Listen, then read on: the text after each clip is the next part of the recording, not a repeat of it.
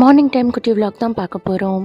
Night வந்து என்ன பண்ணலாம் மறுநாள் அப்படின்னு சொல்லிட்டு யோசிப்போம் இல்லையா? அப்போ ஃப்ரிட்ஜை திறந்து பார்த்தா மொத்த வெஜிடபிள்ஸும் காலி ஆகிடுச்சு. ஒன்றுமே இல்லை சமைக்கிறதுக்கு. கொஞ்சம் ஷாக் ஆகிடுச்சு. அந்த டைமில் போய் நம்ம வந்து எதுவுமே வாங்க முடியாது. அதனால் என்ன பண்ணலான்னு யோசிச்சுட்டே இருக்கும்போது தான் வீட்டில் இருக்கிற பயிரெல்லாம் ஞாபகம் வந்தது. ஃப்ரிட்ஜு நிறையா வெஜிடபிள்ஸ் இருந்தது அப்படின்னா பயிர் வகை எல்லாத்தையுமே மறந்துடுவேன். அது ஈக்குவலாக மேனேஜ் பண்ணணும்னு நினைப்பேன். ஒரு 2-3 நாளைக்கு கண்டினியூ ஆகும். ஏதாவது ஒரு பயிர், ஏதாவது ஒரு காய் அந்த மாதிரி செய்யலாம் அப்படின்னு சொல்லிட்டு. பட் அடுத்த நாள் வந்து ஒர்க் வந்து கரெக்டாக இருக்கிறதுனால வெஜிடபிள்ஸ் வச்சு மேனேஜ் பண்ணிவிட்டு பயிர் எல்லாத்தையும் மறந்துடுவேன். அதனால இன்றைக்கி சுண்டல் இருந்தது. வெள்ளை சுண்டல் வந்து நைட்டே ஊற வச்சுட்டு படுத்துட்டேன். ஸோ அதுதான் பார்த்திங்கன்னா பிரேக்ஃபாஸ்ட் லஞ்ச் ரெண்டுக்குமே.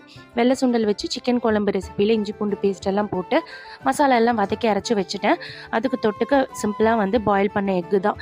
ஸோ சுண்டல் குருமா வச்சுருக்கிறதுனால தோசை இல்லை இட்லி இருந்தால் நல்லாயிருக்கும். அதனால் ராகி இட்லி செஞ்சு இந்த சுண்டல் குருமாவே வச்சு சாப்பிட்டாச்சு.